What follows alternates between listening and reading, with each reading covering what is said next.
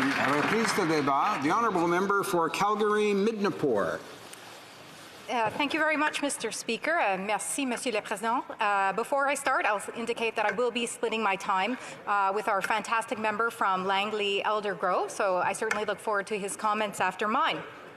Well, Mr. Speaker, I wish I was starting this speech on a better note. It's a very sad time in the world. Of course, this week we lost a great in the sports industry, Kobe Bryant and his daughter, of course, and the world mourns this.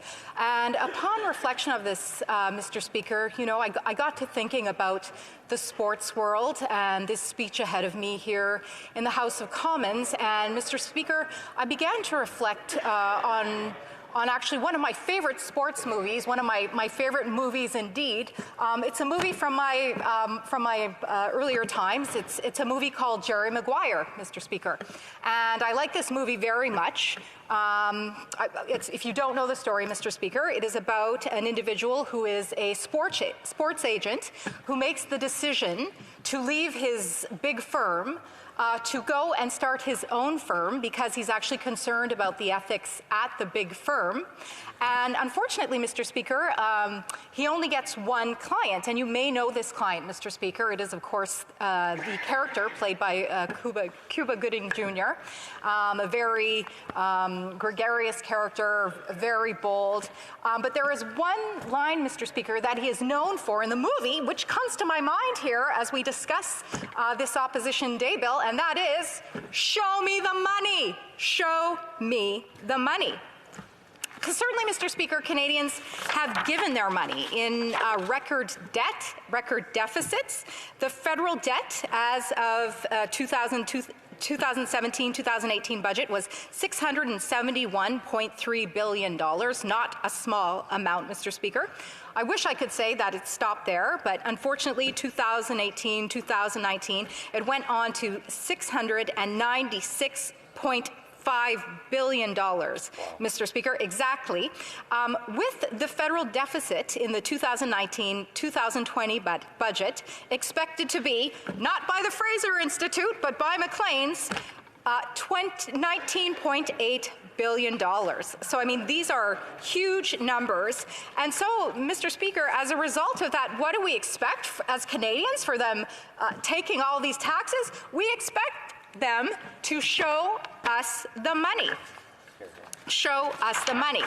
So, well, let's first of all give some consideration as to where isn't the money. Well, I think that's pretty evident by the PBO and their findings. In 2017, the Parliamentary Budget Officer found that the Liberals had spent only half of the promised infrastructure money. In 2018, when the Parliamentary Budget Officer requested the Trudeau Liberals infrastructure plan, they found out, Mr. Speaker, that in fact the plan does not exist. And in 2019, when the Parliamentary Budget Officer requested a list of all specific project commitments under the Investing in Canada plan, the Liberal government was unable to provide the data. A $186.7 billion plan, and they can't show us the money. And I think that's what Canadians are asking, is for them to show us the money. So, Mr. Speaker, the PBO has shown that the Liberals have failed even to get their own infrastructure money out the door, and that infrastructure money lapses at 60% per year for the first 2 years. Terrible. When the Minister of Infrastructure was actually asked in this House of Commons how he was spending $187 billion on infrastructure, he said that he had bought a few buses. The Liberals claim that their infrastructure spending would increase GDP by an average of 0.3% per year. In fact, at best, the PBO estimates that it fell short by 67%. The truth is that nobody even knows how much the government spends on infrastructure, Mr. Speaker. The Prime Minister doesn't even know. The Parliamentary Budget Officer doesn't know. The Department of Finance doesn't know. Even the Department of Infrastructure doesn't know. Our offices asked the PBO to reach out to the Department of Infrastructure and ask how much the government spends on infrastructure. Even they couldn't answer the question. The Parliamentary Budget Officer says that the government's infrastructure plan does not exist. thus proving that the Investing in Canada plan is hopelessly mismanaged and improvised, and therefore the reason and the need for this motion today, Mr. Speaker. The PBO analysis showed that despite all of the Prime Minister's spending, there was no incremental increase in infrastructure in Canada. And according to the Parliamentary Budget Officer, 40% of the Prime Minister's infrastructure spending lapsed both in 2017 and 2018. This is promised money that never flowed out the door. And the PBO estimated that 40% of the funding allocated for infrastructure from 2016, 2017 to 2018, 2019 will lapse unused, Mr. Speaker. And that is why I am asking on behalf of Canadians today to show us the money. Statistics Canada's infrastructure economic accounts shows almost no increase in infrastructure. However, spending between 2015 and 2018, the most recent years available, annual inflation-adjusted infrastructure investment went from $70.7 billion to $71.5 billion. There was only a tiny $0.8 billion annual increase in infrastructure, despite a staggering $35 billion in infrastructure spending allocated by the Prime Minister over all of these years, Mr. Speaker. So again, I ask the government, show me the money.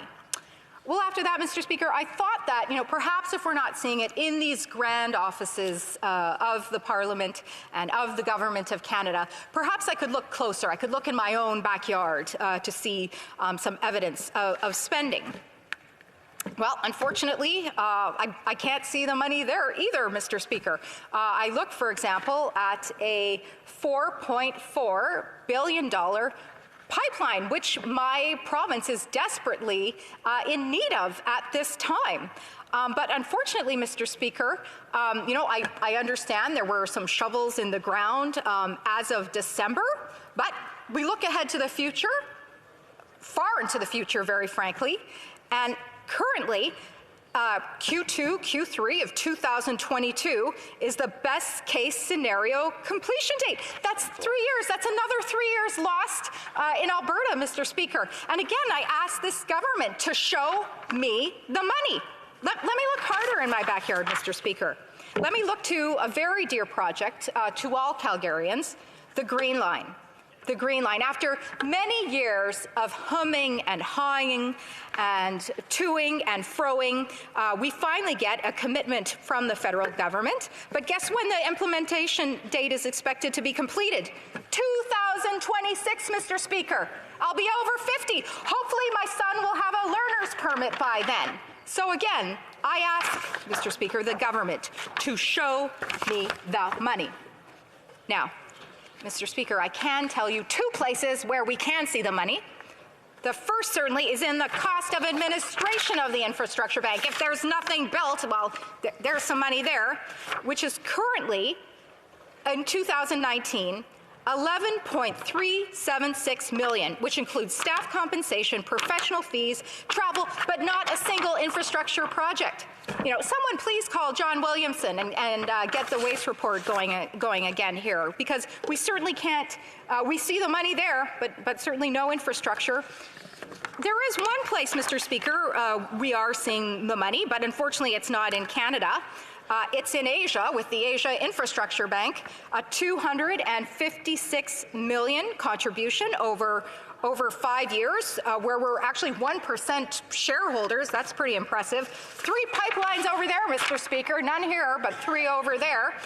And, of course, as my colleague from the lovely riding of Calgary Shepherd indicated today, in fact, we're actually seeing this money moving from gift to investment. So we're not even being transparent of how we're recording it, much less how we're spending. And I don't even want to talk about the Belt and Road Initiative around the world that we're contributing as a result of these investments. So, Mr. Speaker, as I go to wrap up here, I will say that this government has continued to be a tax and I can't even say spend because we haven't spent the money. I wish this was at least a tax and spend government, but it is just a taxing government. So they continue to take our money through these taxes, through these debt and deficits, as I have indicated at the beginning of my time here, which I see is quickly concluding.